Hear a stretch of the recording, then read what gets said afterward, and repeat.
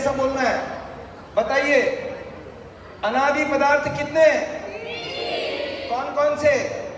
पहला ईश्वर, जीवात्मा, प्रकृति। अच्छा, क्या ईश्वर अवतार लेता है? तो अवतार किसका होता है? अवतार जीवात्माओं का होता है। अच्छा, ये राम आदि कौन है? महापुरुष कैसे बनते हैं? अनेकों जन्मों में शुभ कर्म करने से महापुरुष बनते हैं। अच्छा, शरीरधारी ईश्वर हो सकता है क्या? क्यों नहीं हो सकता?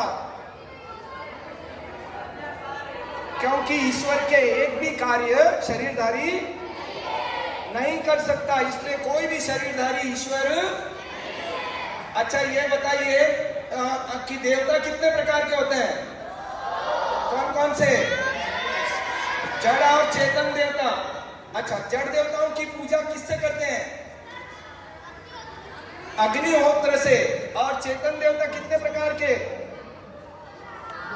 5 प्रकार के। कौन कौन से? पहला देवता मातृदेवो भव, दूसरा, तीसरा, चौथा और पांचवा।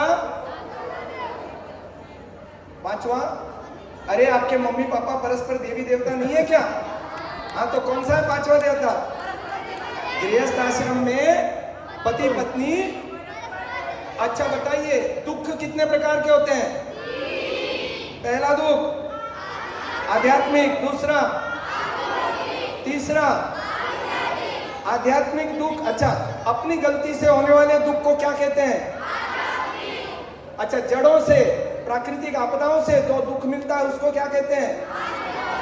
आधिदैविक। और दूसरे प्राणियों से, चेतनों से जो हमको दुख मिलते हैं उसको क्या कहते हैं? आधिभौतिक दुख। अच्छा, ये बताइए, वर्ण कितने होते हैं? पहला वर्ण ब्राह्मण, दूसरा, तीसरा, चौथा। मानव समाज के शत्रु कितने? कौन कौन से? अज्ञान, अन्याय, अभाव। अच्छा, अभाव को कौन दूर करेगा? अभाव को कौन दूर करेगा? वैसे अन्याय को कौन दूर करेगा? और अज्ञान को? तीनों वर्णों को मिला करके क्या कहते हैं? द्विज कहते हैं। द्विज क्यों कहते हैं? उसका 2 बार जन्म होता है। 2 बार। दूसरी बार कैसे जन्म होता है?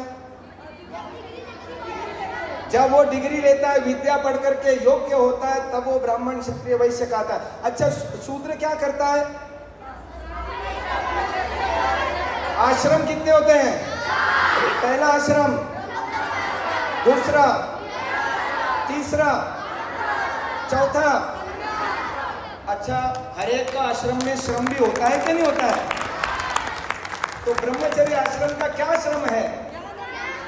ज्ञान अर्जन श्रम, विद्यार्जन श्रम। और गृहस्थ का धनार्जन श्रम। तीसरा स्वार्जन। अच्छा, स्वार्जन श्रम में वानप्रस्थी, वन में जाके कौन से 3 काम करेगा? स्वाध्याय, साधना और निष्काम सेवा। अच्छा, सन्यासी का कौन सा श्रम होता है? सन्यासी का, हाँ, 2 विद्यार्थियों ने याद रखा, बाकी लोग भूल गए। ब्रह्म अर्जन श्रम। अच्छा, ये बताइए, सेल्फ रियलाइजेशन और गॉड रियलाइजेशन के लिए आप लोग क्या करोगे?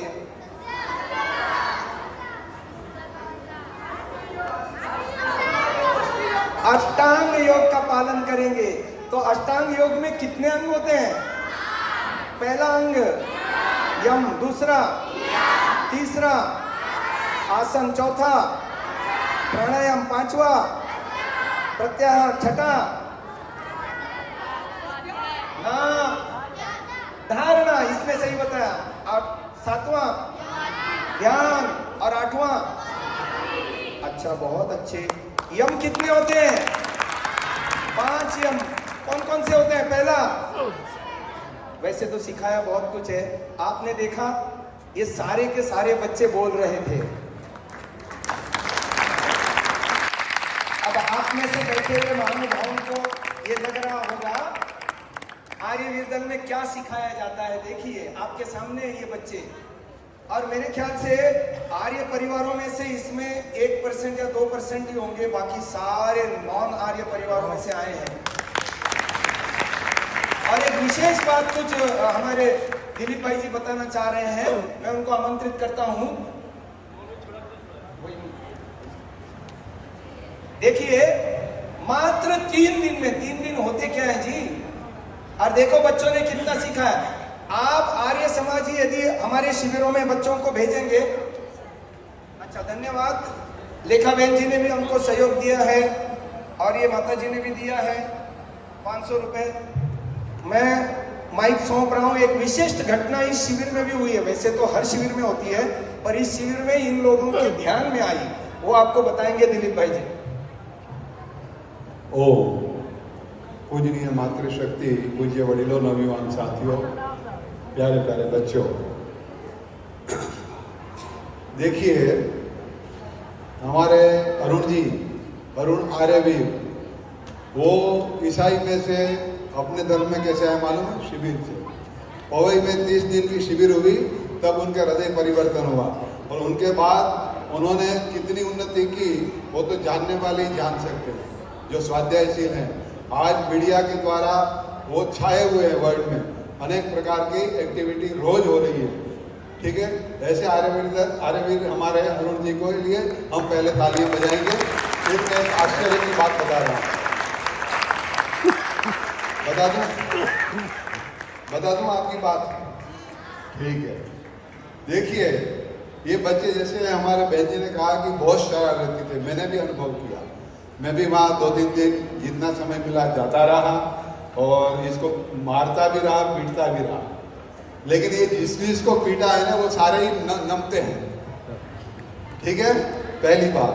दूसरी आश्चर्य की बात ये है, जैसे इन्होंने बता ही दिया कि आर्य परिवारों के बच्चे नहीं हैं, इनमें से 75 बच्चों में से हमारे प्रेरणा से, सबकी संयुक्त प्रेरणा से 60 बच्चों ने सत्य बोलने का व्रत लिया है। पहली तो ये बात, क्योंकि आप जानते हैं कि सत्य बोलना कितना आसान नहीं है। हम आपको पूछेंगे तो नहीं पूछ सकते हैं सबके बीच में, लेकिन हाथ खड़ा करवाएंगे तो शायद हमारे हाथ आधे तक जाएंगे। हम कहेंगे कभी कभी हम झूठ बोल लेते हैं, लेकिन इन्होंने अभी से जो व्रत लिया है उसके लिए परमात्मा उनको शक्ति दे, वो पालन करे।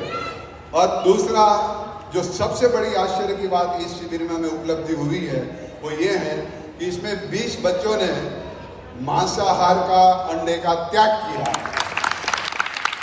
ठीक है। वो खड़े हो जाएंगे वो बच्चे जिन्होंने अपने परिवार में वहाँ मांसाहार चल रहा है, अंडे खाए जा रहे हैं, लेकिन इन बच्चों ने उनका आज, इसलिए हमने फिर यज्ञ हम नहीं करते हैं, लेकिन आज हमने विशेष यज्ञ किया और यज्ञ में उसकी आहुति दिलवाई इनसे, इनको आगे बिठाया और ओम अग्ने व्रतपते व्रतम करिष्यामि तच्चकेयम तन्मे राजताम विदमाम अनृता सत्यम उपैमि, इन मंत्रों के द्वारा उन्होंने प्रतिज्ञा की है। बैठ जाइए, बहुत बहुत धन्यवाद। और इनको मैंने कहा था कि आपको मैं इनाम दूंगा, तो आपको इनाम भी मिलेगा। आप ये कार्यक्रम के बाद मुझे आएंगे, मेरे पास मिलेंगे और मैं व्यक्तिगत स्तर पर उनको पारितोषिक दूंगा। और इसलिए आप सबकी ओर से इन सबको हम धन्यवाद करते हैं। धन्यवाद।